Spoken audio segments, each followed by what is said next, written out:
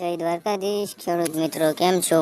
આજે આપણે વાત કરવાના છીએ કે ખેડૂતોને મોબાઈલ ખરીદી માટે સહાય આપવામાં આવે છે. જો ખેડૂતોને જે ખાતેદાર હોય તેને માટે સરકાર દ્વારા મોબાઈલ ખરીદી ઉપર સરકાર સહાય આપવામાં આવે છે. તો આપણે આજના વિડીયોની અંદર જોવાના છીએ કે આ સહાય કેટલી આપવામાં આવે છે, કોને કોને આપવામાં આવે છે, અનુસૂચિત જાતિ, અનુસૂચિત જનજાતિ અને સામાન્ય ખેડૂતોને કેટલા ટકા એટલે કે કેટલી સબસિડી આપવામાં આવે છે અને તમારે આની માટે શું શું ડોક્યુમેન્ટની જરૂર પડશે, આની તમે અરજી કઈ જગ્યાએ કરી શકો છો તેની સંપૂર્ણ માહિતી, અથવા તો આની અરજી કર્યા પછી તેની આગળની શું શું પ્રોસેસ છે તેની સંપૂર્ણ માહિતી આપણે આજના વિડીયોની અંદર જોવાના છીએ. તો તમે આ વિડીયોની અંદર અંત સુધી બન્યા રહેશો. હવે આપણે આજનો આ વિડીયો શરૂ કરીએ. જો ખેડૂત ભાઈઓ, જો તમને અમારો આ વિડીયો ગમે તો અમારા વિડીયોને લાઈક, શેર અને સબસ્ક્રાઈબ પણ કરી દેજો અને તમારા અન્ય મિત્રો સાથે પણ શેર કરજો, જેથી તેમને પણ તેના માટે નવો મોબાઈલ ખરીદવાનું વિચારતા હોય તો તેને પણ સહાય મળી શકે છે. તો જેનાથી તેમને પણ લાભ મળી શકે છે. અને તમારે જો ઘરે બેઠા ફોર્મ ભરવું હોય તો નીચે ડિસ્ક્રિપ્શન બોક્સમાં મેં મારો વોટ્સએપ નંબર આપી દીધો છે, જેમાં તમે સંપર્ક કરી શકો છો. અથવા તો હું કહી દઉં છું કે 70 46 934 935 તેના ઉપર તમે જો અહીંયા હું તમને કહી દઉં છું કે 70 46 934 935 આ મારો વોટ્સઅપ નંબર છે. આની ઉપર તમે વોટ્સઅપમાં હાઈ કરીને મોકલી દેજો અને તમે કહેજો કે મારી આની અંદર આ પોર્ટલની અંદરથી આ ફોર્મ ભરવું છે, આ સહાયની અંદર, એટલે તમારે ઘર બેઠા ફોર્મ ભરાઈ જશે. તો શરૂ કરીએ આપણે આજનો આ વિડીયો. તો સૌપ્રથમ તમારે ખેડૂત ભાઈઓ ગૂગલની અંદર જઈને તમારે સર્ચ કરી દેવાનું રહેશે આઈ ખેડૂત પોર્ટલ. જેવી રીતના તમે આઈ ખેડૂત પોર્ટલ સર્ચ કરશો એટલે તમારી સામે આ પહેલી જ વેબસાઇટ આવી જશે. તો તમે અહીંયા જોઈ શકો છો કે આઈ ખેડૂત પોર્ટલ .gujarat.gov.in ની ઉપર તમારે ક્લિક કરી દેવાનું રહેશે. એટલે તમારી સામે આવી રીતનું પેજ ઓપન થઈ જશે, જેમાં તમે જોઈ શકો છો ઘણી બધી યોજનાઓ છે જે ખેડૂતોને આપવામાં આવે છે. અહીં અલગ અલગ ખેડૂતોને સહાય આપવા માટે અલગ અલગ યોજનાઓ છે, જેમાં ખેતીવાડી છે, પશુપાલન છે, પછી બાગાયત છે, મત્સ્ય ઉદ્યોગ છે. આવી રીતે ખેડૂતોને અનેક યોજનાઓનો લાભ મળી શકે છે. તો આપણે આજના વિડીયોની અંદર મોબાઈલ સહાય માટેની માહિતી મેળવવાના છીએ. તો તેના માટે તમારે સૌપ્રથમ અહીંયા તમારે લોગિન કરવાનું રહેશે.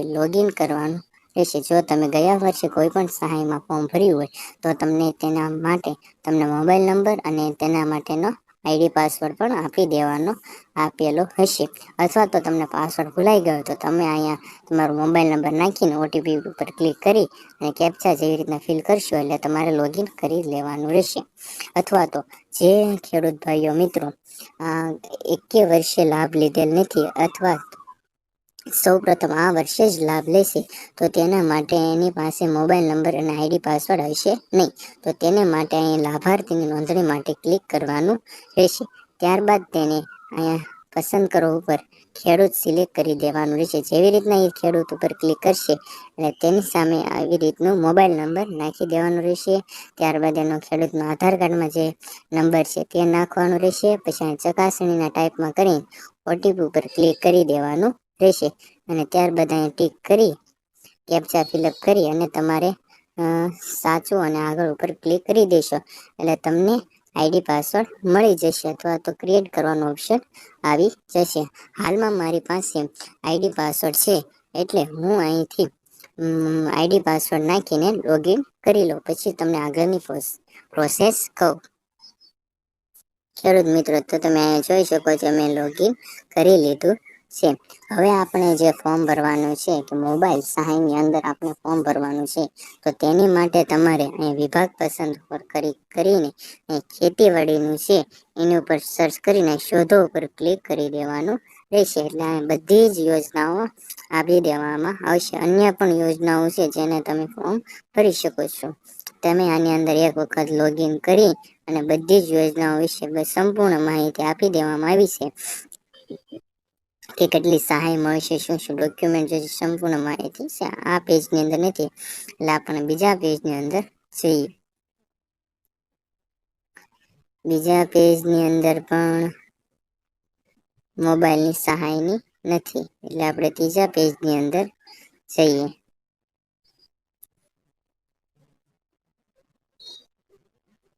ત્રીજા પેજની અંદર પણ નથી, એટલે ચોથા પેજની અંદર આપણે જઈએ.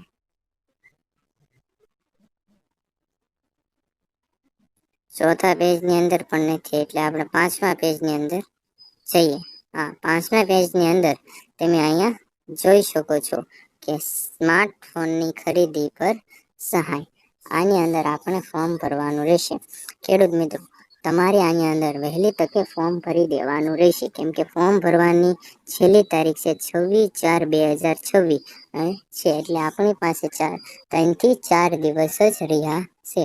એટલે તમે વહેલી તકે, એટલે 26/4 પહેલા આની અંદર તમે 26/4/2026 પહેલા જો અમારો વિડીયો જોતા હો તો તેની પહેલા તમે આની ફોર્મ ભરી દેજો, અન્યથા તમને આ યોજનાનો લાભ મળી શકશે નહીં. હવે આપણે વાત કરીએ કે આ સહાયની અંદર આપણે શું શું ડોક્યુમેન્ટ જોઈશે, કેટલી સહાય આપવામાં આવશે, કઈ રીતે, બધી જ માહિતી આપણે જોઈએ.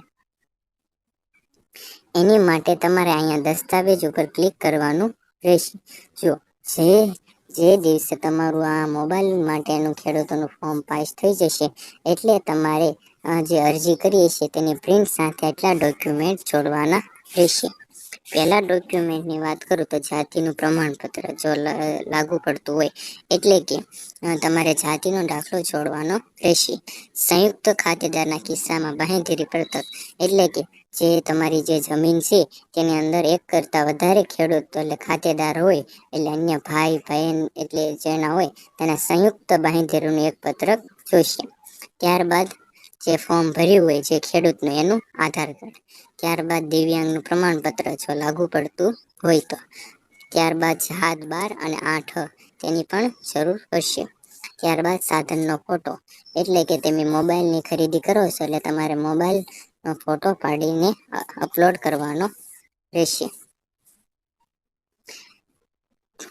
ત્યારબાદ છે ખેડૂત સાથે સાધનનો ફોટો, એટલે કે તમે જે મોબાઈલ ખરીદી કરી લીધી છે ત્યારબાદ તમારે મોબાઈલ સાથે, એટલે હાથમાં ખેડૂતને મોબાઈલ પકડવાનો રહેશે અને જે જમીન ઉપર તમે ફોર્મ ભર્યું છે તે જમીનમાં જઈને તમારે એનો ફોટો પાડવાનો રહેશે. ત્યારબાદ છે આરટીઓ પાર્સિંગ સેન્ટર અને કોડ અને IMEI નંબર, એ બધું તમે જે બિલ બોક્સની હશે તેની અંદર જ આ બધી માહિતી આપી દેવામાં આવી હશે. ત્યારબાદ છે બેંક પાસબુક અને ખરીદીનું બિલ, એટલે આ 10 વસ્તુઓ તમારે જ્યારે તમને ફોર્મ પાસ થઈ જાય છે અને ખરીદી કરી લેશો એટલી વસ્તુની તમારે જરૂર પડશે. હવે આપણે વધુ વાત કરીએ કે આની માટે કેટલી સહાય આપવામાં આવે છે, તો તેના માટે જોવા માટે વધુ જો ઉપર ક્લિક કરી દેવાનું રહેશે. અહીંયા સ્માર્ટફોનની તમે જોઈ શકો છો, સ્માર્ટફોનની ખરીદી માટે સહાય, એટલે વધુ જો ઉપર ફરીથી ક્લિક કરવાનું રહેશે. એટલે અહીંયા તમને લખી દેવામાં આવ્યું છે કે સ્માર્ટફોનની ખરીદી માટે 40% અથવા યુનિટ પ્રાઇસના મેક્સિમમ 6,000 રૂપિયા તમને આપવામાં આવે છે. એટલે કે તમારો ફોન જો તમારી પાસે, તમે માની લો કે ખેડૂતે 15,000નો ફોન લીધો હોય, ખરીદી કરેલી હોય, તો તમારે તમને 6,000 મળવા પાત્ર રહેશે. અથવા તો તમે 9 થી 10,000ની ફોનની ખરીદી કરી હોય તો તે રીતનું તમને સબસિડી આપવામાં આવશે. હવે અમુક ખેડૂતોને એવો પ્રશ્ન છે કે મેં 20 થી 25,000 વાળો ફોન ખરીદ્યો તો મને એના 40% મળવા જોઈએ, તો એવું નથી. તમને વધુમાં વધુ સરકાર 6,000 સુધીની જ સહાય આપી શકે છે. તેનાથી વધુ સરકાર તમને સહાય આપશે નહીં. પછી તમે 20,000 વાળો લો, 25,000 વાળો લો કે 50,000 વાળો કે 1,00,000 રૂપિયા વાળો ફોન લ્યો, તમને ખેડૂતને સરકાર માત્ર વધુમાં વધુ 6,000 જ પૈસા આપી શકે છે, તેનાથી વધુ સરકાર આપશે નહીં.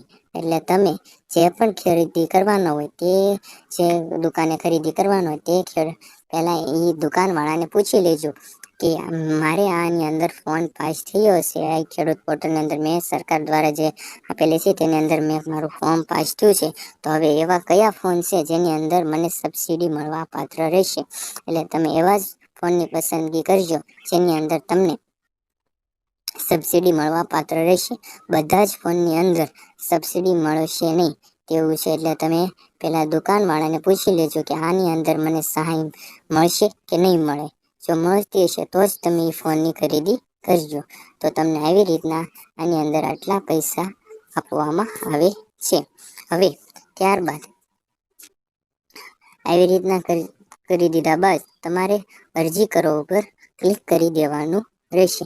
જેવી રીતના તમે અરજી ઉપર ક્લિક કરશો એટલે તમારી પાસે બધી જ માહિતી દેવાની રહેશે. સૌપ્રથમ ખેડૂતનો આધાર કાર્ડ નંબર દઈ દેવાનો રહેશે.